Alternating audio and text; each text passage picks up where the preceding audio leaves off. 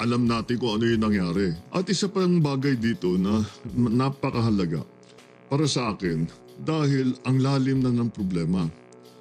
Ang nais ko talagang malaman, paano ba tayo umabot sa ganito? Ngayon sila, walang pakialam. But how did it become that way? Why This is what I really... so brazen? How did we evolve? How did the system evolve? So it became like this. It did not happen overnight. This happened over many decades.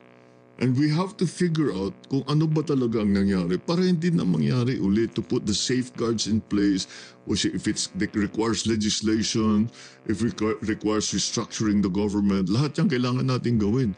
Pero kailangan natin malaman kung paano tayo, ako nasasyak ako, hindi ako makapaniwala na nandito na tayo na ganito na ang gobyerno na... But so many regimes and it just keeps getting worse. So It did. So how did we get here and what can we do now to... Well, I cannot give you a complete answer to how did we get here. The simplistic answer will be, paano tayo nagkaganto? Dahil pinabayaan. That's the part that talagang hindi ako makatulog pag iniisip ko. Paano tayo nagkaganto? Kukunin nyo pa sa kanila yon para bumili ng Rolls Royce. There's hope. Have hope. We've seen all of what people are complaining about or having to live with, yung kailangan ninyong pagtsagaan, pagtiisan na araw-araw niyang mga buhay, alam namin yun. At lahat ng aming gawin, na kayang gawin, ginagawa namin.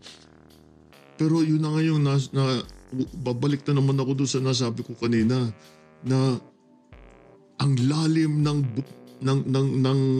kalawang. Nobody is more important than Filipinos. Nobody, not one person is more important. Not me, not anybody is more important. Whatever it is that's going to be good for Filipinos, you sacrifice that for the Filipinos. That's what being a good Filipino means. You make sacrifices for the country, you make sacrifices for your people. You're teary-eyed. Yes, because I'm very upset.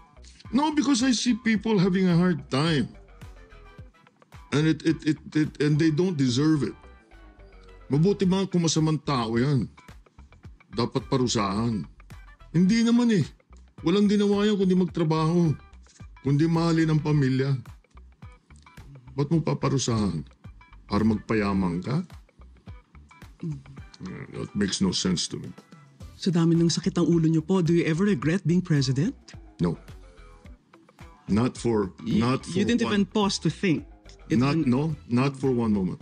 Why? Because I am given the opportunity to actually, the privilege, the opportunity and the chance to actually do something. All of the things that I complained about all my life, now I can do something about them. And that is the greatest privilege that anyone can be granted. So no, I don't regret. O yan. Mga kabunyog, mga kababayan, napaiyak si PBBM. Totoo kaya yung pag-iyak niya na yon? Naawa daw siya sa ating mga kababayan na sobrang hirap, tapos yung corruption laganap, no? Tama naman na talaga isulong ng gobyerno ang laban sa korupsyon. Kaya lang, totoo kaya yung pag-iyak na yun ni PBBM? Sincero kaya siya doon? Kasi parang hindi makapaniwala ang marami pa rin nagdududa. Sincero ba siya doon? Kasi dapat yung pag-iyak na yun sabayan ng una. Halimbawa, para hindi na siya pagdudahan, siya mismo, yung kanyang confidential funds na 4.5 billion. Dapat sana sabihin niya, naaawa ko sa ating mga kababayan. Pwede ring sabihin niya, yung 4.5 billion na confidential funds, ang laki naman nun. Sige, tirahan ko na lang yan ng 500 million. Pwede yun. Para ipakita yung kaseryosohan niya na talagang ayaw niya na ng mga pork barrel, confidential funds. Sana, mas maganda sana. At saka, sana may makitang mga nakakasuhan na ng mga politiko ng mga politiko. Ang dami kasing lumalabas ngayon, mga kontratista saka mga officials ng DPWH. Pero politiko wala. Kaya sana lang mas maganda sana kung yung pag-iyak ni PBBM, may kasabay na na aksyon na ikakaano ng publiko, yung talagang makukumbinsi ang publiko na iba itong ginagawa ni PBBM ngayon. Sa totoo lang, iba rin naman talaga. Malaking bagay itong ginawa niya na nagsusulong siya ng kampanya laban sa korupsyon. Tama naman yun. Kaya lang, yun na nga, yung ang hinahanap talaga ng tao sa kanya, yung may makita na talagang itong kampanyang ito laban sa korupsyon, walang sasantuhin. Kahit na sino pa. Halimbawa ngayon, si Saldico, nandun sa Amerika. Hindi malaman kung ilan babalik. Sabi nung alalay niyang si Congressman Garbin, wala daw kasiguraduhan kung kailan babalik Kasi may sakit daw sa puso. O dapat diyan makikita mo na yung mensahe ng presidente na pinapakiusapan ko si Speaker Martin Romualdez na gawan ng paraan na makabalik sa Pilipinas si Congressman Saldico para magpaliwanag. Huwag nating hayaan, dapat maririnig kay PBBM yun. Kaya lang, kasi, masyadong mabait si PBBM sa kapwa niya politiko parang hindi niya kayang banggain Pero sa kontraktor, talagang hindi niya talaga pinapalampas. Pagdating sa kontraktor, saka pagdating sa mga DPWH, kayang-kaya.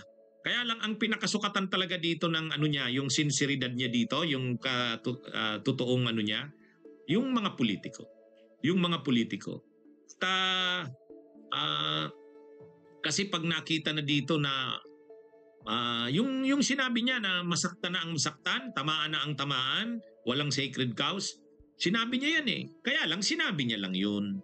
Ang kailangan, aksyon, yung makita na wala pa tayong nakikitang politiko na na nakakasuhan. O kaya lumalabas man lang ang pangalan, wala Protektado ng investigasyon ng Kamara, protektado ng investigasyon ng Senado. Wala. Dapat sana yung si PBBM makita niya diyan na seryoso ako. Kahit kapwa natin politiko, hindi dapat santuhin ang ating kampanya laban sa korupsyon. Pasensya na kayo, pasensyahan na lang tayo. Mga ganun. Si DPWH Secretary Manny Bunuan, ang tagal pa, halos 1 buwan bago nag-resign. Dapat sana nun sinibak niya na Dapat sinibak niya na. Masyadong mabait si PBBM. Kailangan para maipakita yung kanyang sinseridad diyan na talagang seryoso siya sa paglaban sa korupsyon at walang sasantuhin. Hindi lang pag-iyak ang gustong makita diyan ng taong bayan. Hindi kasi madadaan yan sa pag-iyak. Pero okay na rin yun na parang pinapakita niya yung pagkaawa sa taong bayan. Pero hindi kasi awa ang kailangan na ngayon ng taong bayan. Ang kailangan ng bayan, hindi awa, hustisya Hindi hustisya, hindi awa. Kailangan ngayon ng taong bayan, hustisya.